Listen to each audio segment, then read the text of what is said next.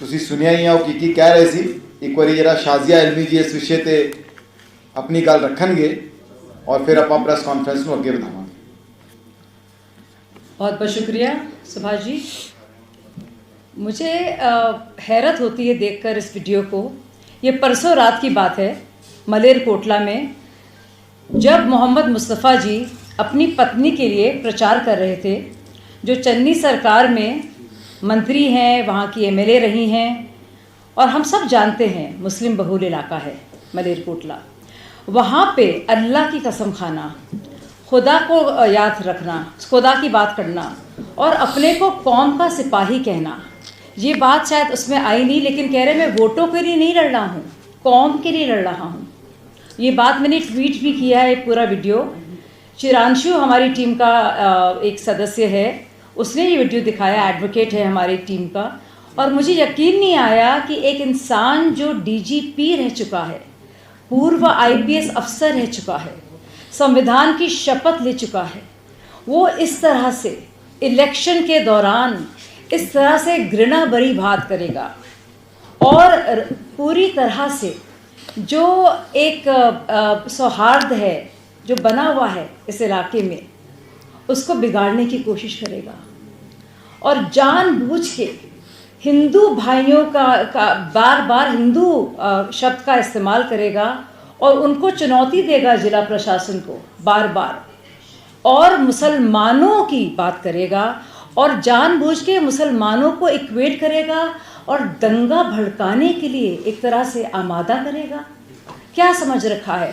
ये ना सिर्फ गैर जिम्मेदाराना है, गैर हिंदू भी है और गैर मुस्लिम भी है।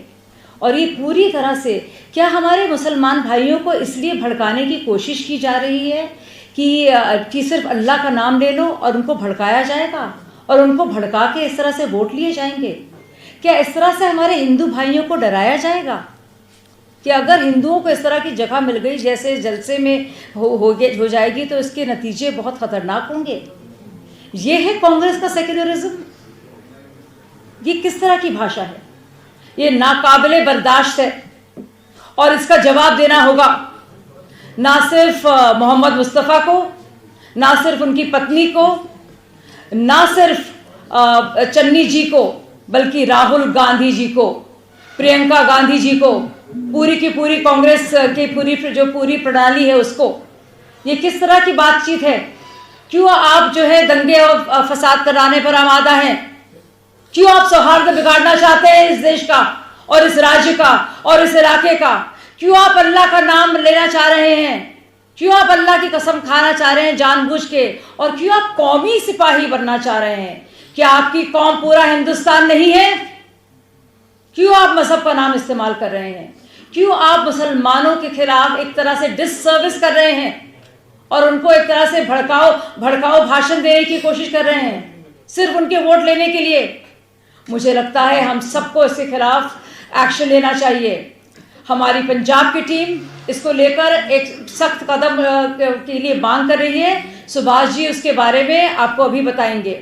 आई will now say this in English. I think it's a matter of great shame and I think the whole bogie of Congress secularism has yet again been exposed after posing with Tawqir Raza and the likes of him. We have seen yet again what secularism means for the Congress party. After all, Mohammad Mustafa has been an IPS officer.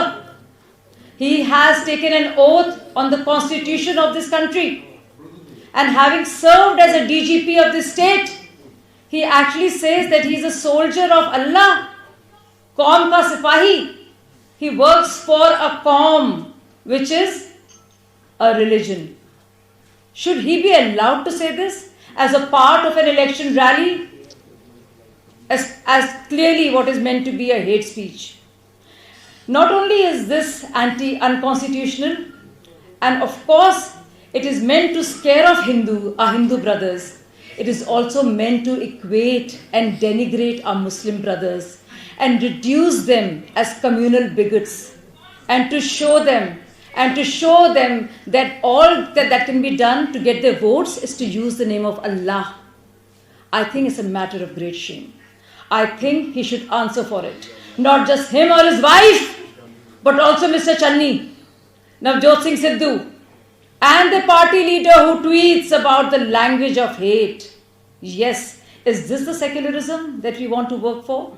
I think there's a concerted effort in this state, particularly by the Congress party, to create riots. And I think Captain G was absolutely right when he said that Congress under the leadership of Sidhu ji is not fit at all to run the matters of the state. किसी भी तरह से ये Congress party Punjab के लिए इस काबिल नहीं है कि उसको किसी तरह से भी शासन करने का मौका दिया